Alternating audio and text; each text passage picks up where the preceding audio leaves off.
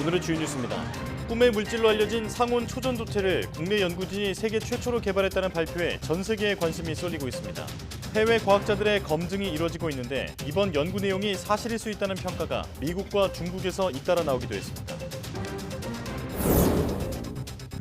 강릉의 밤사이 최저기온이 30.5도를 기록해 올여름 첫 초열대야를 기록했습니다. 중국에서 확장하는 티베트 고기압과 북태평양 고기압의 열기가 더해진 데다 태풍 열기까지 가세해 고온이 심해진 것으로 분석됩니다. 세계 곳곳에서 폭염이 기승을 부리는 가운데 현재 한겨울인 남반구 아르헨티나의 기온이 30도를 넘어섰습니다. 기존 기록이었던 1942년 8월 1일에 24.6도를 크게 넘어선 건데 아르헨티나 기상관 측 117년 역사상 가장 높은 8월 초 기온입니다. 코로나19 확산세가 이어지면서 지난 겨울 유행 당시 정점의 60% 수준까지 늘어났습니다.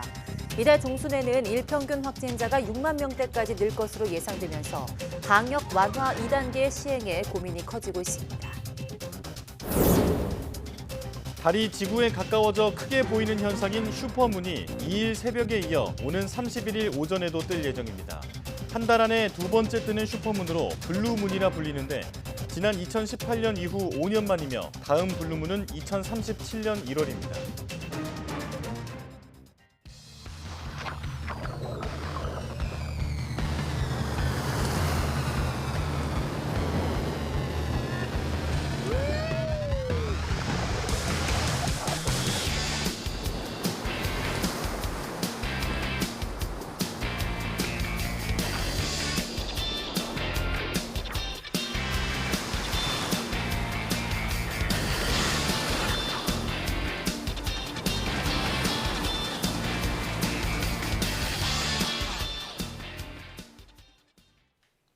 여러분 안녕하십니까? 사이언스 투데이 시작합니다. 잠깐 시원한 서핑 장면 보셨습니다만 찌는 듯한 더위로 나라 안팎이 몸살을 앓고 있습니다. 먼저 국내 더위 소식부터 전할 텐데요. 강릉의 밤사이 최저기온이 30.5도를 기록하며 올여름 첫 초열대야 현상이 나타났습니다. 초열대야는 밤사이 최저기온이 30도 이상인 현상을 나타내는 말로 강릉에서는 지난 2013년 8월 최저기온이 30.9도를 기록하며 첫 초열대야가 나타났고 2018년에는 서울에서도 처음으로 초열대야 현상이 기록된 바 있습니다. 기상청은 중국에서 확장하는 티베트 고기압과 덥고 습한 북태평양 고기압의 열기가 더해지는 데다 태풍 열기까지 가세해 찜통더위가 점점 심해지고 있다고 밝혔습니다. 이처럼 강릉 지역의 열대야가 계속되면서 밤에도 푹푹 찌는 더위가 식지 않자 시민들은 참지 못하고 집을 나섰습니다. 피서 명소에는 어디라 할 것 없이 더위를 식히려는 사람들로 붐볐습니다. 송세혁 기자가 취재했습니다. 바다와 맞닿은 하천 다리 위에 돗자리를 펴고 눕거나 간식을 먹습니다. 솔솔 부는 강바람이 밤에도 꺾이지 않는 무더위를 식혀줍니다. 집에 가기 싫어요. 큰일 났어. 지금 며칠째 주무시는 거예요? 3일째. 어둠이 깔린 해변도 찜통더위에 잠 못 이루는 사람들로 북적입니다. 시원한 바닷물에 발을 첨벙 담그니 찌는 듯한 열기가 싹 달아납니다. 밤 10시를 훌쩍 넘은 시각이지만 기온은 29도에 머물고 있습니다. 낮 최고 기온에서 7, 8도 정도밖에 떨어지지 않았습니다. 해발 830m 대관령 옛길 휴게소 주차장. 펄펄 끓는 도심에서 탈출한 캠핑카들로 가득합니다. 대관령은 기상관 측 이후 열대야가 단 한 번도 나타나지 않았습니다. 대관령의 8월 평균 최저기온은 16.5도. 새벽에는 추운 기운이 느껴질 정도입니다. 새벽에는 추워가지고 저희들이 무시동 히터하고 이래 난방을 합니다. 그렇지 않으면 아침에 일어나면 콧물 날 정도입니다. 기상청은 당분간 전국적으로 열대야가 이어지는 곳이 많을 것으로 내다봤습니다. 잠들기 1시간 전에 미지근한 물로 샤워하고 에어컨이나 선풍기로 체온을 떨어뜨리면 불면증을 이기는 데 도움이 됩니다. YTN 송세혁입니다. 2일 저녁에 열린 새만금 세계 스카우트 잼버리 개영식에서 발생한 온열 환자가 100명이 넘는 것으로 파악됐습니다. 최창행 새만금 잼버리 조직위원회 사무총장은 언론 브리핑에서 개영식에서 발생한 온열 환자는 집계 결과 108명이라며 다만 두통, 복통, 근골격계 손상 등의 유형을 포함하면 개영식 관련 모든 환자는 139명이라고 밝혔습니다. 최창행 사무총장은 다만 3일 오전 9시 기준으로 잼버리 내 병원에는 환자 2명만 남아있다며 온열 질환 예방과 대응을 위해 의사 30명과 간호사 60명 등 의료 인력을 추가로 확보할 계획이다라고 말했습니다.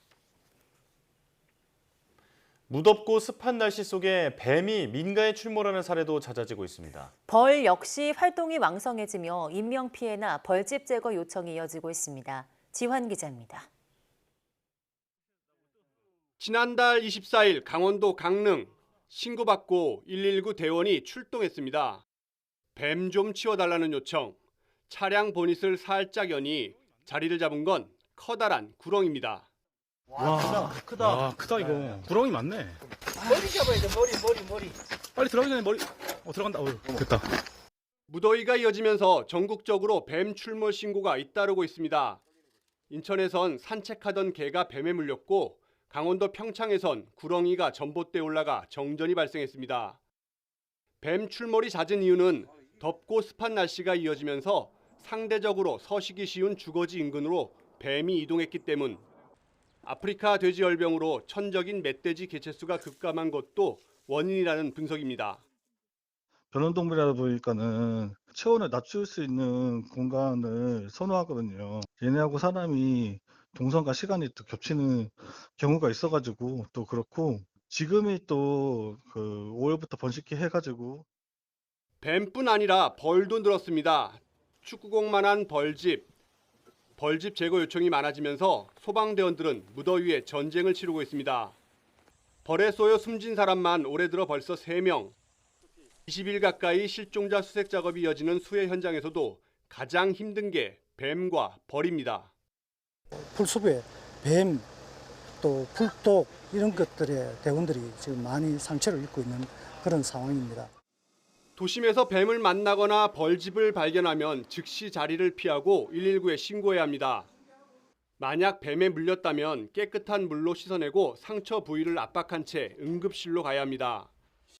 벌에 쏘였다면 벌침을 제거한 후 소독 또는 얼음찜질하고 알레르기로 인한 과민성 쇼크의 경우 즉시 병원 치료를 받아야 합니다.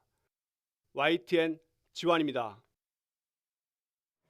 전 세계 곳곳이 기록적인 폭염으로 들끓고 있는 가운데 한겨울인 아르헨티나의 기온이 30도를 넘어섰습니다. 아르헨티나 기상청은 현지 시간 2일 아르헨티나 수도 부에노스아이레스의 기온이 30.1도를 기록했다고 발표했습니다.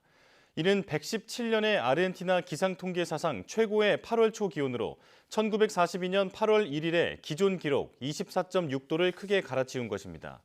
남반구에 위치한 아르헨티나는 현재 겨울이며 수도 부에노스아이레스의 기온은 불과 5일 전 최고 13도, 최저 9도를 기록한 바 있습니다.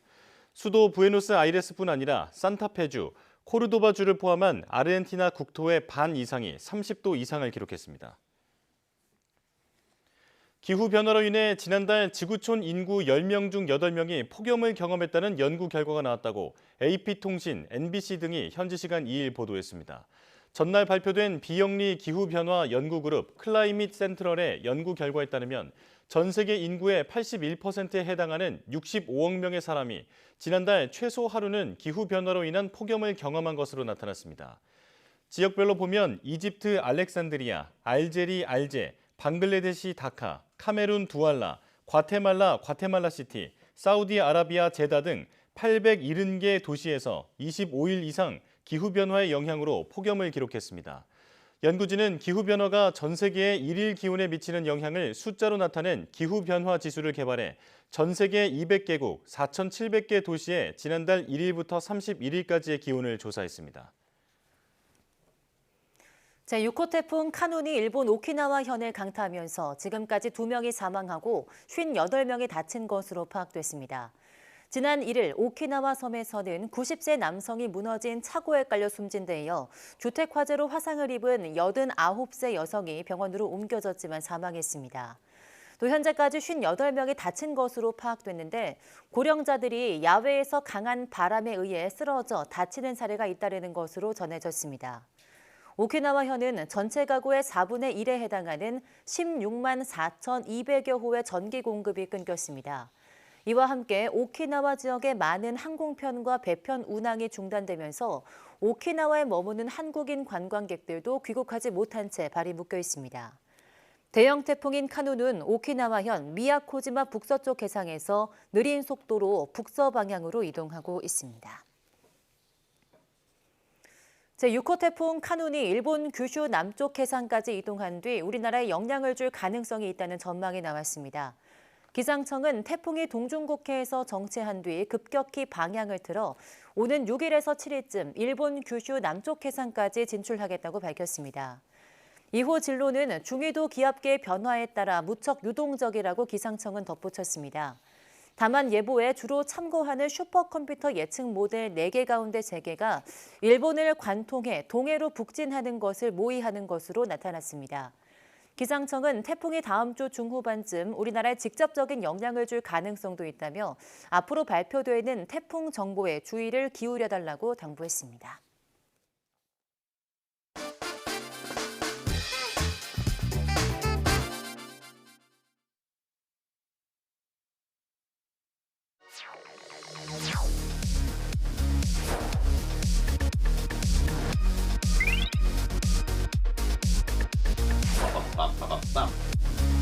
아니야, 왜 이런 제품을 택한 거니? 누군가에게 신발은 그저 걸을 때 사용하는 소모품에 지나지 않지만 누군가에게는 보물만큼 소중한 소장품이 되기도 하는데요. 바로 신발 애호가의 세계, 스니커씬에 대한 얘기입니다. 이 스니커씬이 세계로 확산하는 데는 우리나라 신발 산업의 역할이 컸다고 하는데요.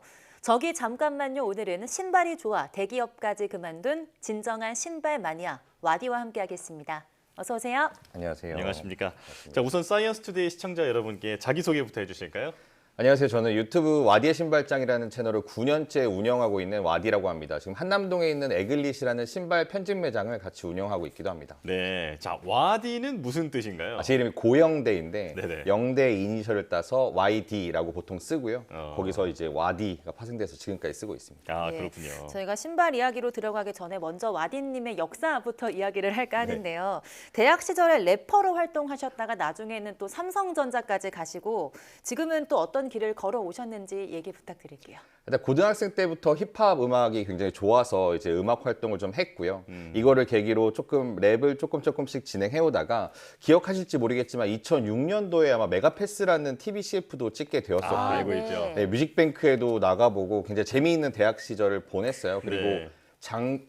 장교로 학군 장교로 이제 임관에서 중위로 전역을 했는데 그때 운이 좀 좋아가지고 삼성전자에 입사를 하게 되어서 네. 여기서 모바일 컨텐츠 마케팅 일을 하면서 이제 평소 좋아하던 운동화 유튜브도 취미로 이제 시작을 하게 되었습니다. 그래서 일이랑 유튜브를 병행하다가 한 10년 다니던 회사를 이제 그만두고 본격적으로 하고 싶은 일을 좀 뛰어들게 되었습니다. 아, 네. 그렇군요. 네. 자, 그렇다면 어떻게 신발의 세계에 빠지게 됐는지 계기가 궁금합니다. 근데 제 또래 매니아들은 보통 농구를 좋아해서 혹은 마이클 조던이나 어떤 선수를 좋아해서 시작한 경우가 굉장히 많고요.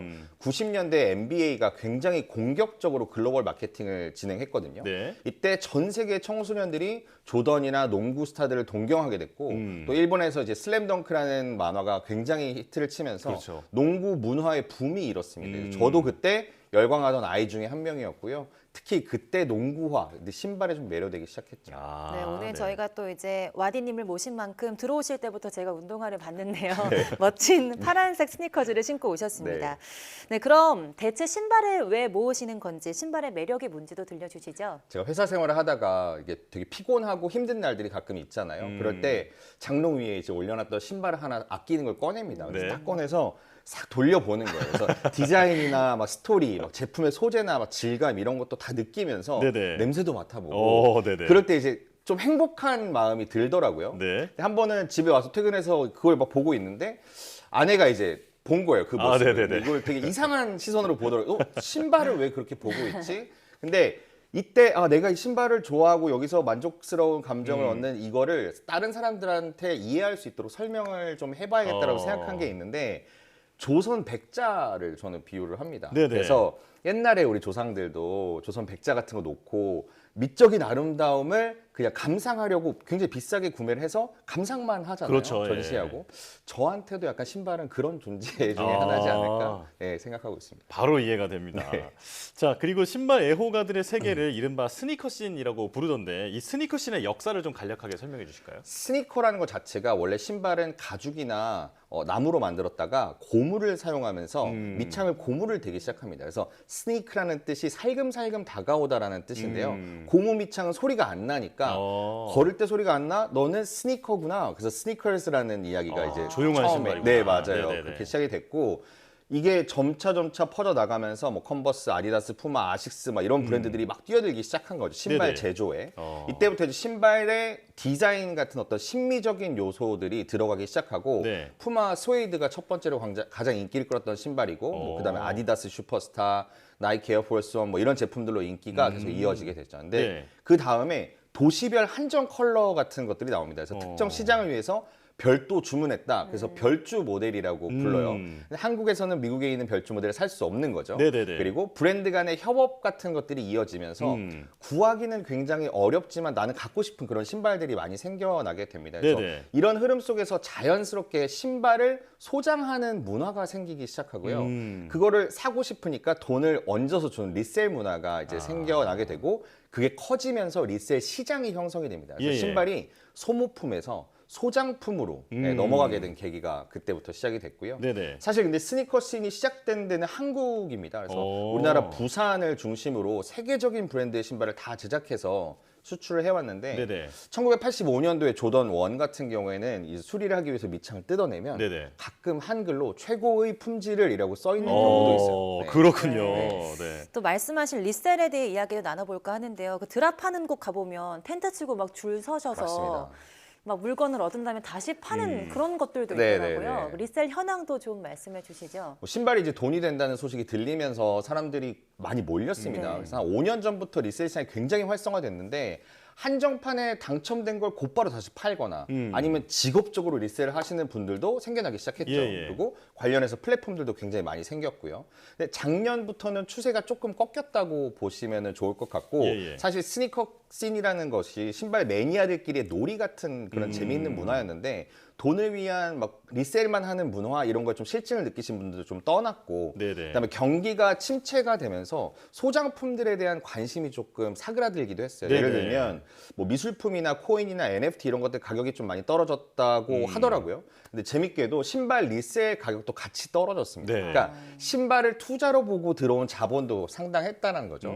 그래서 현재는 특정 모델 외에는 막 큰 리셀가를 형성하거나 하는 그런 분위기는 아닙니다.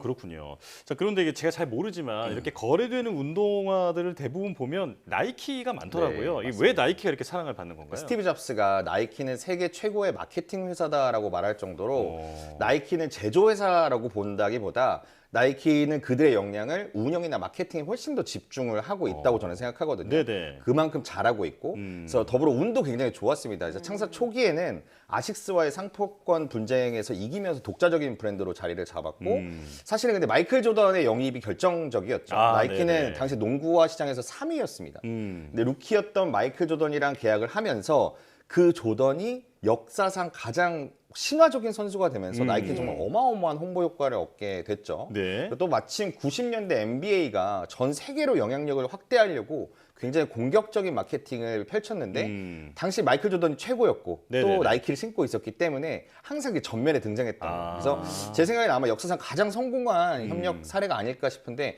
나이키는 지금도 콜라보를 가장 잘하는 브랜드로 손꼽히고 있고요. 굉장히 감도가 높은 브랜드 네네. 픽업 실력을 가지고 있다고 저는 항상 얘기합니다. 네. 그렇군요. 그럼 어떤 신발이 소장 가치가 높은 걸까요?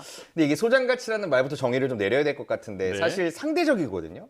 저 같은 경우에는 어렸을 때 부모님 한 달 동안 졸라서 샀던 에어맥스 97이라는 게 저 개인적으로는 소장 가치가 굉장히 높습니다. 네네. 가격은 저렴한데요.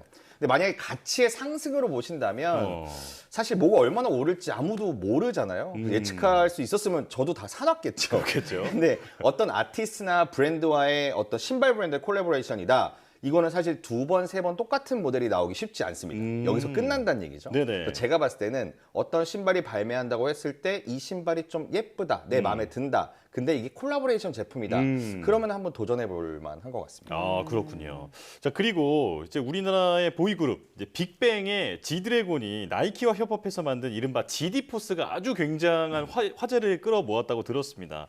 이게 88명의 지인에게만 나눠줬다는 얘기도 있던데 이게 네. 조금 더 스토리를 들려주시죠. 뭐냐면 나이키랑 이제 지드래곤이 콜라보레이션 제품을 발매를 했는데 3가지 버전으로 발매를 했습니다. 그래서 하나는 스우시가 하얀색인 버전, 네. 이거는 전 세계에서 발매했어요. 이 수우시라는 게 로고를 말씀하시는 네, 거죠? 그 우리가 알고 있는 나이키 나이키 로고. 로고. 네네네. 그다음에 빨간색인 버전이 있습니다. 어. 이거는 한국에서만 818켤레가 발매를 했고요. 88명의 GD의 친구나 가족들에게만 노란색 스우시를 선물을 했어요. 네네네. 이건 이제 Friends and Family라고 하는데 줄여서 FNF라고 부르는데 GD의 가족이나 지인들한테만 나눠준 거죠. 예. 스니커스에는 이런 게 굉장히 자주 있는 일입니다. 그래서 네네. 아티스트가 나이키나 어떤 다른 브랜드랑 콜라보레이션을 하고 나서 지인이나 친구들한테 그걸 나눠주고 그걸 받은 사람들은 그걸 굉장히 영광으로 또 생각하고요. 네. 마케팅적인 측면에서 주변에 다 유명인들이 되니까 네. 굉장히 서로 윈윈하는 상황이 만들어지게 되는데 이 중에서 뭐 의절을 한 사람들도 나오기도 하고 생활이 어려워져서인지 뭐 아니면 뭐 매물로 나오는 어쨌든 신발들이 좀 있습니다. 네. 예로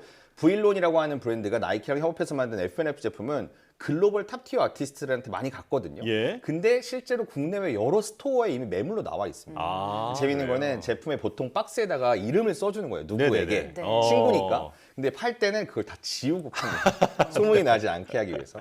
GD포스의 노란색도 뭐 한 족이 팔렸다 뭐 이런 소문은 저도 들었는데 그게 사실인지 모르겠어요. 아, 그렇군요. 근데 궁금한 게 와디님은 신발을 지금 몇 켤레 정도 갖고 있는지 그게 제일 궁금해요. 제가 한 500켤레 정도까지는 가지고 있었다가 예, 예. 지금 제 사무실에다 보관을 하고 있는데 네네. 사무실이 너무 좁아져서 포화가 됐군요. 지금 굉장히 네. 좀 많이 좀 처분을 하려고 막 나눠주고 팔고 네. 이렇게 하고 있는데 제가 갖고 있는 신발 중에서 시가 기준으로 가장 비싼 거래가 네. 이루어지는 것 네. 기준으로 가장 비싼 것은 에어 디올이라고 하는 조던 1 와, 제품이고 네. 한 지금 1,000만 원 정도의 거래가 되고 있는 신발이 있고요. 와, 호가로 예. 따지면은 2019년에 돌아가신 코비 브라이언트 선수가 예. 친필로 사인을 한 코비 1 제품. 이거는 뭐 사실 아. 가격을 매기기가 어려운 제품이라고 저는 혹시 생각하고 신으셨나요? 있습니다. 아니요, 다 새로 못 신고 있습니다. 네. 네, 그렇군요. 자, 저희가 이제 시간이 많이 지나서 마지막 질문을 드려야 될 것 같은데요. 자, 마지막으로 와디님의 목표나 꿈에 대해서도 들려주실까요? 저 이태원에서 이제 에글리시라고 하는 편집샵을 운영하고 있는데 신발뿐만 아니라 의류도 전시하고 판매를 하고 있습니다. 대부분 규모가 작은 한국 브랜드들이에요. 아, 그래요? 저는 이 브랜드들을 가지고 해외로 가지고 나가는 게 좀 저희 꿈입니다. 예. 한류 영향이나 막 이런 것들로 세계가 한국을 보는 눈이 달라졌고 국내 브랜드 중에서도 규모가 큰 브랜드들이 이미 성공해서 굉장히 성공을 길을 걷고 있는 브랜드들이 많이 있는데 네네. 저는 이런 유명한 브랜드들뿐만 아니라 작은 브랜드들도 해외에 진출할 수 있는 창구가 필요하고 제가 될 수 있다라고 생각을 해서 그 역할을 한번 해보고 싶습니다. 아, 네, 멋지십니다. 오늘 그 스니커즈 과외를 지금 집중적으로 받은 것 같은데요. 세계 많은 분들이 이제 와디님을 통해서 스니커즈에 대한 사랑이 좀 뿜뿜 넘치셨으면 좋겠습니다. 오늘 말씀 여기까지 듣겠습니다. 고맙습니다. 감사합니다. 고맙습니다.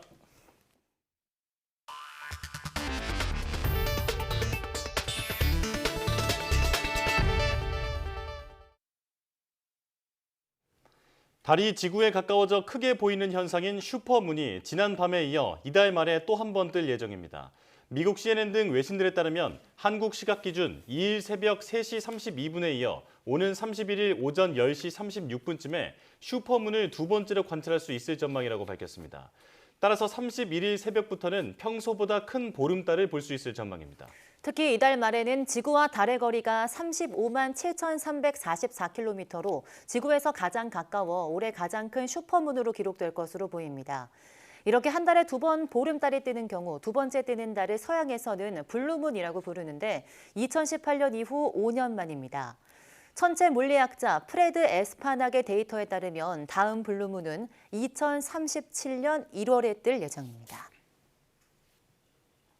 상온과 대기압에서 전기 저항이 사라지는 초전도체를 한국 연구진이 개발했다는 발표에 전 세계가 떠들썩합니다. 상온 초전도체로는 자기부상열차나 양자 컴퓨터, 인공태양처럼 과학기술의 한계로 아직 상용화되지 못한 첨단 기기를 만들 수 있는데요. 이번 발표에 대한 과학계 검증이 이루어지는 가운데 발표 내용이 사실일 가능성이 있다는 평가가 미국과 중국에서 잇따라 나오고 있습니다. 최소라 기자입니다. 초전도체는 저항이 제로이고 자기장 안에서 공중에 뜨는 물질입니다. 전기를 손실 없이 전달하기 때문에 자기부상열차나 양자 컴퓨터, 핵융합 발전기 등 현대기술의 한계로 상용화하지 못하고 있는 첨단 기기를 완성할 수 있습니다. 한마디로 에너지 분야에 혁명을 불러올 꿈의 물질로 평가되고 있습니다. 따라서 전 세계 과학자들이 100년이 넘도록 초전도체 개발에 힘써왔지만 지금까진 영하 200도 아래 극저온이나 대기압의 10,000배 이상 높은 압력에서만 간신히 초전도 현상이 나타나는 수준이었습니다. 그런데 한국 연구진이 납과 구리 등으로 합성한 LK99가 상온과 대기압에서 초전도 현상을 보였다고 발표했습니다.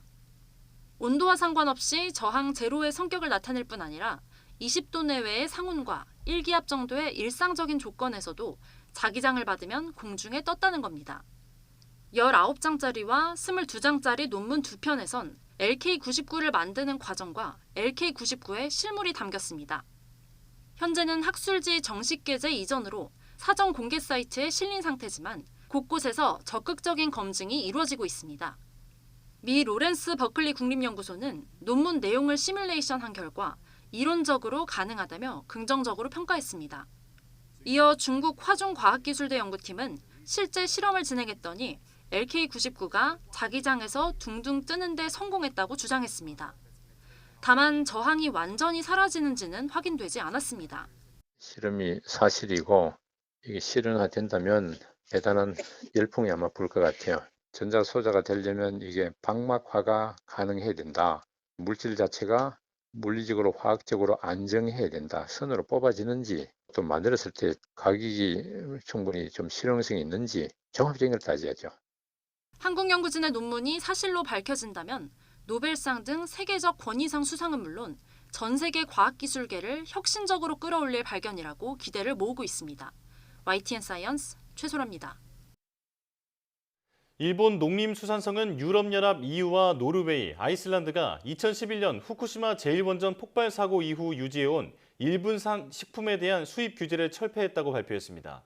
EU는 기시다 후미오 일본 총리가 유럽을 방문한 지난달 13일 일본산 식품의 수입 규제를 없애겠다고 밝힌 뒤 시행에 들어갔습니다. 농림수산성은 EU 회원국이 아닌 노르웨이와 아이슬란드도 일본산 식품에 대한 수입 규제를 없앴다며 이는 동일본 대지진 피해 지역의 부흥을 후원하는 것이라며 환영한다고 밝혔습니다. 앞서 스위스도 오는 15일부터 일본산 식품 수입 규제를 완전히 철폐하겠다는 방침을 전달했습니다. 유럽 국가들이 잇따라 일본산 식품 수입 규제 철폐에 동참하면서 오는 15일 이후에는 한국, 중국, 홍콩, 타이완, 러시아, 프랑스령, 폴리네시아 등 7개 국가와 지역만 규제를 유지할 것으로 보입니다.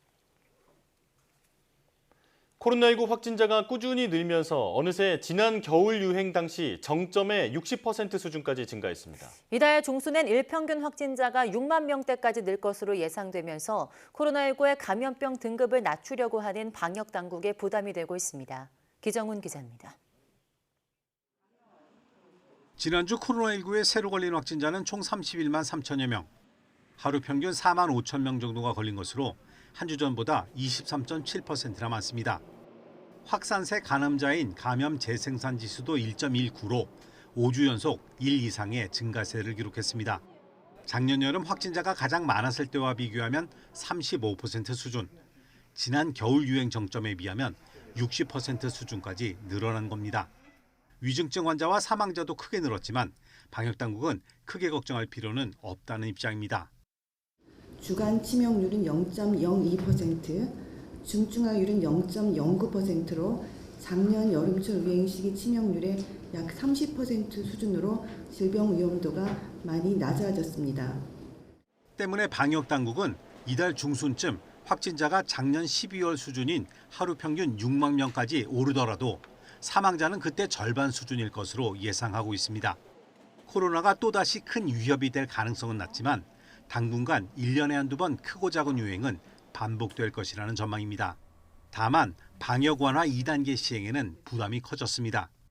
정부는 1일 공포한 개정된 감염병 관리법을 통해 질병관리청장이 4급 감염병을 지정할 수 있는 근거를 확보했습니다.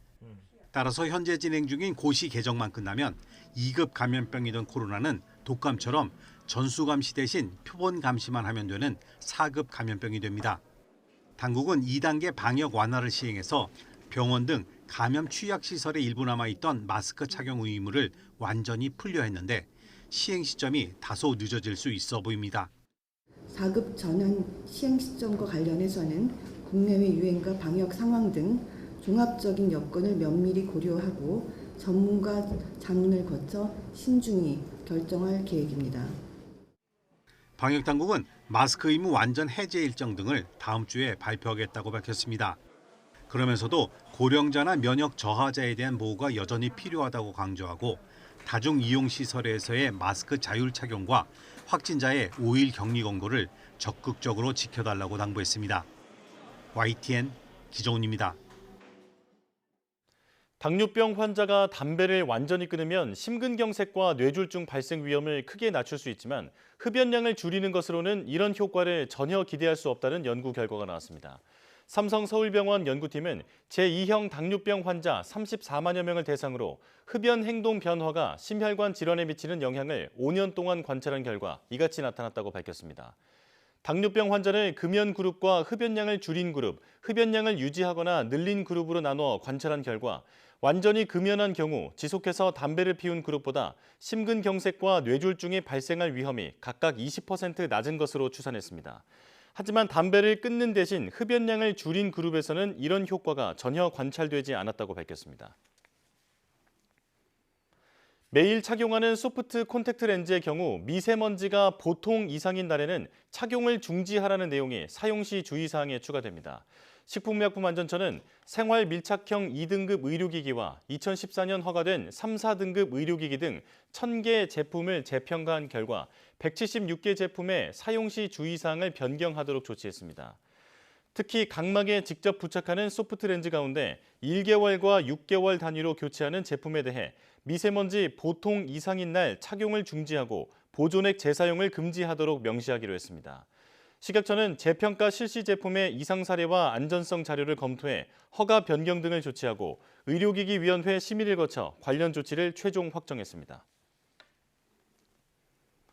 최근 무인 매장이 늘면서 판매하는 식품의 종류도 육회와 밀키트, 과자 등 다양해지고 있습니다. 하지만 일부 제품에서 식중독균이 나오고 소비기한이 3달이 넘은 제품이 발견돼 위생관리가 부실한 것으로 드러났습니다. 보도에 박홍구 기자입니다.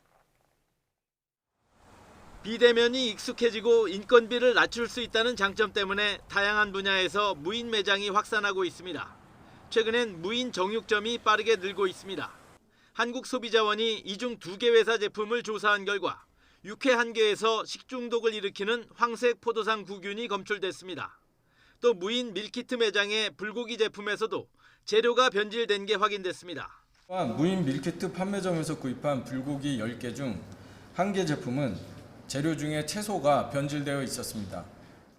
무인 과자점은 12개 매장을 조사했는데 이 중 1개 매장에서 소비기한이 지난 과자 4종이 발견됐습니다. 이 가운데 1개는 소비기한이 100일 이상 경과했습니다. 또 조사 대상 35개 식품 중 영양성분이 표시된 15개 제품을 조사한 결과 어포와 스낵 등 4개 제품의 나트륨 함량이 실제보다 많았습니다.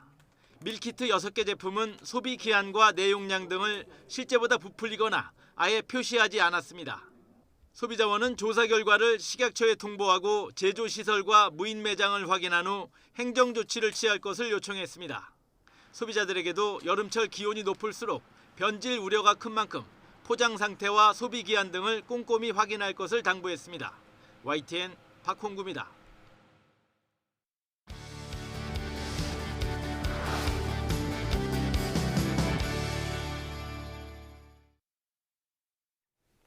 유전자를 자유자재로 편집할 수 있는 강력한 도구인 유전자 가위는 의학혁명을 이룰 수 있는 도구인 만큼 이 가위를 설계하는 기술 역시 경쟁이 치열한데요.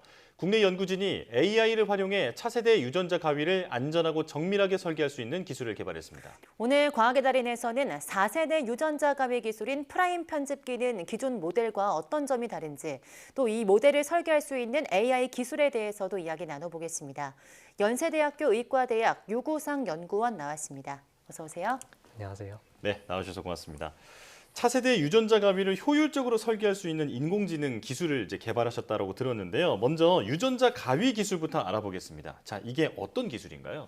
네, 우리가 쓰는 표현 중 가위질한다라는 말이 있는데요. 네. 단순히 자른다는 의미로도 쓸 수 있지만 넓게 보면 자유자재로 재단한다는 의미로 쓰이기도 합니다. 유전자 가위는 유전자를 단순히 자를 수도 있지만 지금은 더 넓은 의미로 유전자를 자유자재로 바꾸는 능력을 가진 도구를 말합니다. 네네. 조금 더 명확한 표현으로는 유전자 편집기라고도 부르기도 합니다. 초기의 유전자 가위 기술은 단순히 정해진 위치의 유전자를 자르는 것만 가능했지만 점차 발전하면서 현재는 원하는 위치의 유전자를 지우거나 추가할 수도 있고 유전자 안에 있는 오타를 수정할 수도 있는 기술입니다. 유전자는 생명체의 설계 암호문 같은 존재인데요. 예. 잘못된 설계도를 가지고 지어진 집은 물이 새거나 무너질 수도 있는 것처럼 유전자가 망가진 생명체는 아프거나 생명이 위독할 수도 있습니다. 유전자 가위는 이런 설계도의 잘못된 부분을 고칠 수 있는 기술로서 많은 유전병들을 치료할 것으로 기대하고 있는 기술입니다. 네. 지금 유전자 가위 기술이 1세대, 2세대, 3세대 그리고 4세대 프라임 편집기로 나뉘고 있는데요. 단계별로 일단 3세대까지 어떻게 나뉠까요? 네. 말씀하신 대로 유전자 가위는 크게 1세대부터 3세대까지 나누곤 합니다. 세 가지 기술 모두 우리가 지정한 유전자를 정확히 찾아가서 그 위치를 유전 정보를 바꾸는 역할을 한다는 것은 같습니다. 네. 하지만 각 세대마다 어떻게 특정 유전자를 정확히 찾아가는지 그리고 목표 유전자를 자르는 방법이 어떤지 등의 방법이 다릅니다. 1세대와 2세대는 각각 징크핑거 유전자 가위, 탈렌 유전자 가위라고 부릅니다. 네. 1세대, 2세대 유전자 가위는 그 원리가 비교적 유사한데요. 우리가 원하는 목표 유전자를 찾아가기 위한 정교한 단백질을 조립해서 원하는 위치를 자르는 기술입니다. 우리가 높은 성능의 유전자 가위를 개발하기 위해서는 다양한 실험 조건을 검증할 필요가 있는데 이러한 1세대, 2세대 유전자 가위는 각 조건마다 정교한 단백질 조합을 매번 만드는 과정이 너무 복잡하고 시간과 비용이 많이 드는 문제가 있었습니다. 3세대 유전자 가위는 크리스퍼 유전자 가위라고 부르는데요. 네. 이전 세대의 기술에 비해 훨씬 손쉽게 유전자 가위를 만들어낼 수 있습니다. 그 이유는 바로 유전자 가위가 목표 유전자를 찾아가는 전략이 이전 세대와는 다르기 때문입니다. 크리스퍼 유전자 가위는 복잡한 단백질이 아니라 RNA라고 불리는 간단한 물질이 사용됩니다. RNA는 단백질에 비해서 설계하고 생산하는 것이 훨씬 간편하기 때문에 유전자 교정 연구 속도가 획기적으로 빨라질 수 있었습니다. 그래서 지금 유전자 교정 분야에서 사용되는 유전자 가위의 대부분은 3세대인 크리스퍼 유전자 가위를 사용한다고 볼 수 있습니다. 아, 그렇군요. 자, 3세대 기술까지 설명해 주셨는데 4세대를 프라임 편집기라고 부르더라고요. 자, 4세대는 어떻게 개선됐나요? 네. 크게 두 가지 장점이 있습니다. 첫 번째 장점은 매우 안전하다는 것입니다. 유전자 가위가 잘못 작동해서 우리 몸의 정상 유전자를 망가뜨린다면 예상치 못한 부작용이 발생할 수 있습니다. 네. 이 때문에 유전자 가위의 안전성은 매우 중요한 내용입니다. 초기의 크리스퍼 유전자 가위는 유전자를 완전히 절단했기 때문에 안전성에 대해서 우려하는 연구자들이 많이 있었습니다. 네. 하지만 프라임 편집기는 유전자를 완전히 절단하지 않고도 유전자 교정이 가능한 기술입니다. 기존에 비해 안전한 기술이기 때문에 향후 유전자 치료제로 활용될 것으로 기대하고 있습니다. 네. 두 번째 장점은 기존의 유전자 가위보다 활용 가능성이 매우 높다는 것입니다. 지금까지의 유전자 가위들은 모두 유전자를 제한적으로만 바꿀 수 있었습니다. 어떤 유전자 가위는 자르는 것만 가능하고 어떤 것은 유전자의 한 가지 종류의 글자만 인식할 수 있는 등 그런 제한점들이 있었습니다. 예. 반면 프라임 편집기는 이런 제한이 없습니다. 말 그대로 우리가 원하는 모든 종류의 유전자 교정을 하나의 유전자 가위로 가능합니다. 네. 그렇다면 이 프라임 편집기는 어떤 원리로 유전자 교정이 가능한 걸까요? 네. 프라임 편집기 같은 유전자 가위는 마치 작은 나노로봇 같은 생체 물질입니다. 이 프라임 편집기는 크게 두 가지 부품으로 이루어져 있습니다. 네. 하나는 우리가 원하는 유전자 위치를 찾아가도록 도와주는 프라임 편집 가이드 RNA, 그리고 다른 하나는 그 위치에 붙어서 유전자 교정을 일으키는 프라임 편집기 단백질입니다. 이 두 개의 부품이 만나서 합쳐지면 비로소 완성된 프라임 편집 유전자 가위가 만들어집니다. 이 유전자 가위는 우리 몸의 세포 안에 있는 유전자를 찾아가서 정해진 위치에 정확하게 달라붙습니다. 그리고 설계된 새로운 유전 정보를 합성해서 그 자리에 끼워 넣습니다. 네. 특히 프라임 편집기는 이렇게 새로운 유전 정보를 아예 그 자리에서 합성해 버린다는 것이 기존 기술들과의 차별점인데요.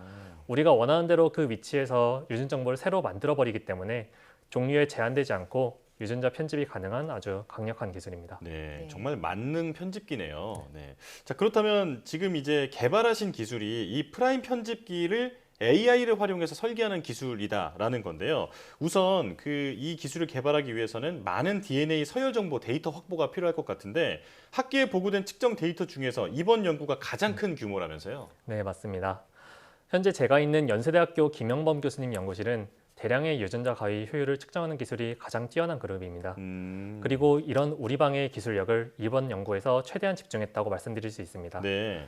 예를 들어 말씀드리면 기존에 우리 연구실이 보유하고 있던 데이터 종류보다 약 580배 정도 많은 프라임 편집 데이터를 얻어낼 수 있었습니다. 그리고 최근에 스위스 연구진이 발표한 세계에서 두 번째로 큰 데이터보다도 약 3.4배 정도 큰 데이터를 확보했습니다. 그렇군요. 네. 그럼 프라임 편집기가 컴퓨터로 코딩하듯이 유전자 가위로 이용될 수 있는 걸까요? 네, 컴퓨터 코딩까지 갈 필요도 없을 것 같습니다. 몇 가지 기본 지식과 저희가 개발한 모델을 이용하면 프라임 편집기는 우리가 흔히 쓰는 워드 프로세서처럼 사용할 수 있습니다. 저희 모델은 우리가 원하는 유전자 위치와 받고 싶은 유전 정보를 입력하면 1, 2분 정도 내로 가장 효과적인 프라임 편집기를 선택해서 알려줍니다. 예. 프라임 편집기의 정보를 알면 이를 실험실에서 합성해서 만들어내는 것은 연구자들에게 아주 쉬운 일입니다. 그리고 이 프라임 편집기를 세포나 동물에 전달해 줍니다. 주로 연구용으로 사용할 때는 바이러스의 프라임 편집기 정보를 담아서 감염시키는 방법으로 전달합니다. 만약 미래의 연구용이 아닌 실제 사람에게 전달한다면 백신을 주사하듯이 프라임 편집기를 몸 안에 전달할 것 같습니다. 아, 그렇군요. 자, AI 예측 모델을 이제 매번 이 모델 덕분에 매번 실제로 실험하지 않아도 된다라는 그 효율성의 측면에서 아주 혁명적인 변화다 이런 생각이 드는데요. 자, 그렇게 되면 유전자 가위 기술을 이제 상용화하는 데까지 큰 도움이 된다 이렇게 볼 수 있을까요? 네, 이번 연구로 인해 프라임 편집기를 이용하는 것이 많이 간편해졌지만 이를 직접 질병 모델 치료를 위한 연구에 적용하거나 직접 사람에게 사용하는 것은 또 다른 분야의 연구입니다. 유전자 가위가 정말 질병 치료에 효과가 있을까? 그리고 몸 안에 직접 들어가도 안전할까? 이런 질문들이 아직도 많이 남아 있습니다. 아, 그렇군요. 네, 그렇다면 이 기술이 좀 개발이 완료되면 어떤 질병 치료에 효과적으로 활용될까요? 정말 많은 종류의 유전 질환에 대해서 활용해 볼 수 있습니다. 예를 들어서 테이삭스병이 있습니다. 네. 이는 헥사라는 유전자 돌연변이가 생겼을 때 발생하는 유전성 신경 질환인데요. 예. 발병 시기에 따라서 사망에 이르기도 하고 시력을 잃거나 운동 능력의 부족 등이 증상으로 나타납니다. 이 질병을 일으키는 돌연변이 중 대표적인 것이 유전자 내에 특정 암호가 중복해서 들어가는 경우입니다. 예. 우리말로 치면 아버지가 방에 들어가신다라는 문장이 아버지가 가방에 들어가신다로 중간에 중복된 단어가 들어가서 잘못 쓰인 경우입니다. 아, 네. 이런 경우는 중복된 정보를 삭제해주는 유전자 교정이 필요합니다. 이러한 것들이 프라임 편집이 활용되기 좋은 사례인 것 같습니다. 예. 물론 아직까지는 이 기술은 실험실 수준인데요. 하지만 연구자들이 지금 이 순간에도 열심히 실험하고 발전시키기 위해 노력하고 있다는 점 알아주시면 감사하겠습니다. 예, 자, 먼 미래의 일로만 생각했던 기술이 실제로 이제 현실이 될 것 같다라는 기대가 드는데요. 유전자 가위 기술의 상용화 전망에 대해서도 들려주시죠. 네, 유전자 가위 기술은 정말 놀랄 정도로 빠르게 발전하고 있습니다. 현재 크리스퍼 유전자 가위가 발명된 지 약 10년 정도 지났는데요. 벌써 유전자 가위를 활용한 첫 번째 치료제가 조만간 판매가 될 것으로 기대되고 있습니다. 네. 엑사셀이라는 이름으로 치료제가 이제 판매가 될 것 같은데요. 빠르면 올해 말, 늦어도 내년 초에 승인될 것으로 알려져 있습니다. 앞서 말씀드린 것처럼 아직 차세대 유전자 가위인 프라임 에디터는 임상 단계에 활용되지 못하고 있습니다. 하지만 이 기술도 곧 치료제로 활용되기 위한 연구가 이루어질 것으로 기대하고 있습니다. 신기술이기 때문에 효율과 안전성 문제는 검증해야 할 것이 많이 있는데요. 네. 이 부분이 앞으로 모든 연구자들이 함께 풀어가야 할 숙제일 것 같습니다. 네, 그럼 앞으로 유전자 치료 분야 전망은 또 어떻게 보고 계실까요? 3년 전 유전자 가위 기술로 노벨 화학상을 받은 더드나 교수님은 향후 10년 정도 후에 유전자 가위를 이용한 치료제가 우리 삶으로 다가올 것이라고 말했습니다. 네. 유전자 치료 분야는 과학적 원리가 명확하고 이미 동물 수준의 실험에서도 효과를 본 사례가 정말 많습니다. 모든 유전 질환을 100% 정복할 수는 없겠지만 적어도 지금까지 약물 치료가 불가능했던 유전 질환 중 많은 것들이 유전자 가위 기술로 해결될 것으로 생각합니다. 또 프라임 편집기를 이용한 유전자 가위 기술은 여전히 발전 가능성이 아주 큰 기술입니다. 사람을 대상으로 하는 치료제뿐만 아니라 식물, 박테리아 등 다양한 유전자에도 적용 가능하고 이를 통한 새로운 사업들도 많이 나타나고 있습니다. 이 기술 발전에 많은 분들께서 관심 가지고 지켜봐 주시면 좋을 것 같습니다. 네, 자 오늘 말씀해주신 설명을 들어보니까 의학의 아주 혁명적인 변화가 기대되는데요. 앞으로도 좋은 연구 성과 계속해서 전해주시길 부탁드리겠습니다. 자, 유구상 연세대학교 의과대학 연구원과 함께했습니다. 고맙습니다. 감사합니다.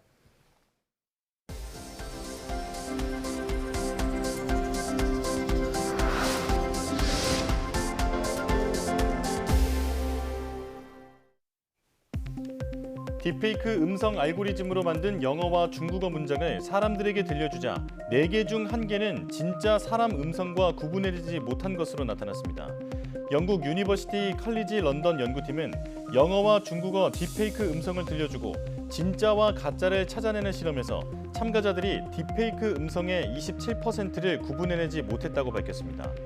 연구팀은 참가자들에게 딥페이크 음성의 예를 제시하고 구분법을 훈련한 뒤 다시 실험해봤지만 딥페이크 탐지 능력이 약간 개선되는 데 그쳤다며 딥페이크가 악용될 가능성이 큰 만큼 이에 대한 대응책이 필요하다고 지적했습니다. 국내 연구진이 카이랄 구조를 가지는 광학 탄성체를 사용해 카멜레온 피부와 같은 인공 전자 피부를 개발했습니다.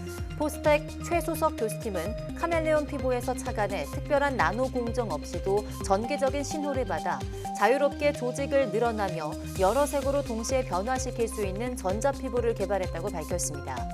연구팀은 실험을 통해 개발한 전자 피부가 동물의 보호색처럼 주변 환경과 같은 색을 나타냈으며 더 나아가 눈에 보이지 않도록 투명도까지 조절하는 것도 실험적으로 구현하는 데 성공했다고 밝혔습니다.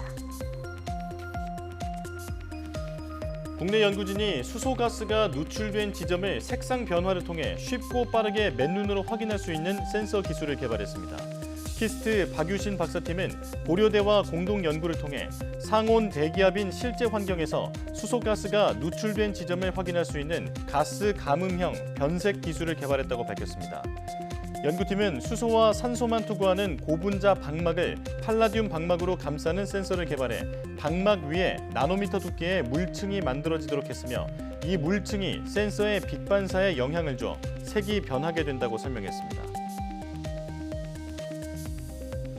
국내 연구진이 태양광을 활용해 수소와 고부가 가치 화합물을 동시에 생산할 수 있는 친환경 광촉매를 개발했습니다. 울산과학기술원과 포스텍 공동연구팀은 기존 실리콘 광촉매 표면에 니켈을 첨가한 그래핀 퀀텀 닷을 2에서 3mm 두께로 균일하게 코팅해 높은 수소 생산 효율과 안정성을 확보한 하이브리드 실리콘 광촉매를 만들었다고 밝혔습니다. 개발한 하이브리드 광촉매는 기존 실리콘 광촉매보다 약 28배 높은 수소 생산 효율을 보였고 산화 반응에서 물 대신 바이오매스를 활용했을 때 바닐린과 같은 고부가 화합물 생산이 가능했으며 98%의 높은 안전성 또한 확인했습니다.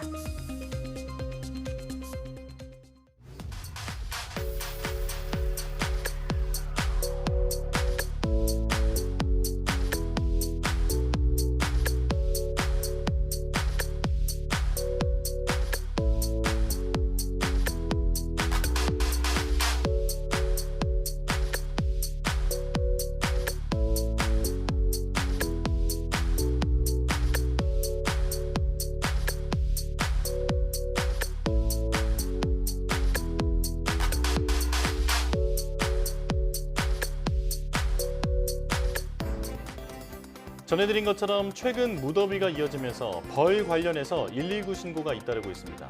소방당국이 벌 쏘임 사고 주의보를 발령하기도 했는데요. 야외 활동 중 벌 쏘임 사고를 방지하기 위해선 향이 진한 화장품과 향수 등을 피하고 밝은색 계통의 옷을 입는 것이 좋습니다. 또 벌집을 발견하셨다면 즉시 자리를 피하고 119에 신고하셔야겠습니다. 네, 뉴스 마칩니다. 시청해주신 여러분 고맙습니다.